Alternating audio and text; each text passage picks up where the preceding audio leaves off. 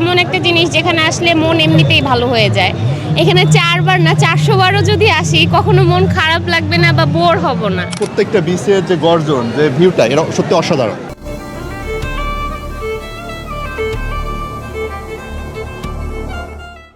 দিগন্ত জোড়া জলরাশি আর সোনালী বালুকণার টানে প্রতি বছরই শীতেলেই ভ্রমণ পিপাসু মানুষ ভিড় জমান কক্সবাজার সমুদ্র সৈকতে। শীতকাল মানেই ভ্রমণ প্রেমীদের জন্য এক নতুন উদ্দীপনা, আর সেই উদ্দীপনাকেই সঙ্গী করে পর্যটকরা ভিড় জমাচ্ছেন বিশ্বের অন্যতম দীর্ঘতম সমুদ্র সৈকত কক্সবাজারে। এই সমুদ্র সৈকতে আসতে আমাদের খুবই একটা আনন্দ লাগে, কারণ এই সমুদ্র সৈকতের একটা মানুষের মনের একটা খোরাক। শুকরিয়া আদায় করেছি যে আল্লাহর এত সুন্দর সবকিছু নিয়ামত, সবকিছু পেয়েও আমরা শুকরিয়া আদায় করতে পারি না। ফার্স্ট টাইম আমি আল্লাহর কাছে শুকরিয়া আদায় করেছি, আলহামদুলিল্লাহ। আবারও বলতেছি আলহামদুলিল্লাহ। অলরেডি মানে এক কথায় খুবই ভালো লাগছে।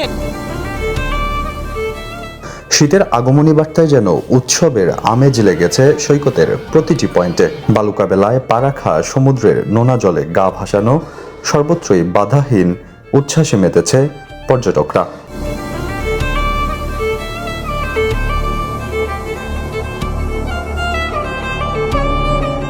সমুদ্র সৈকতের কলাতলি, সুগন্ধা, লাবণী, ইনানি বিচ সহ সবখানেই এখন উৎসব মুখর।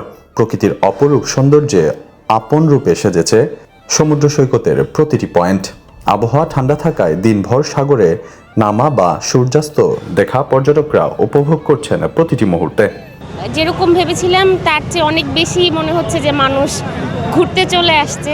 শীতের আগাম বার্তা বা শীতের কারণে, শীতের সময় সবারই বন্ধ থাকে বা স্কুল কলেজ ছুটি থাকে, সেই কারণেই হয়তো সময়টাকে উপভোগ করার জন্য মানুষ কক্সবাজারে আসে। হয় যে প্রকৃতি এমন একটা জিনিস যেখানে আসলে মন এমনিতেই ভালো হয়ে যায়। এখানে 4 বার না 400 বারও যদি আসি কখনো মন খারাপ লাগবে না বা বোর হব না। জাস্ট এই প্লেসটা ফিক্স করে এই কারণে যেন আমরা সবাই এক জায়গায় টুগেদার হতে পারি, এবং এখানকার সৌন্দর্য, প্রাকৃতিক দৃশ্য এবং এভরিথিং সত্যি খুবই টাচি হয়।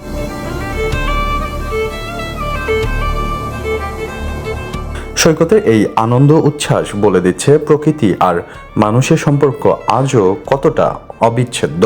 পর্যটকদের আগমন বাড়ায় কক্সবাজার পর্যটন সংশ্লিষ্ট ব্যবসাগুলোতেও লেগেছে নতুন গতি।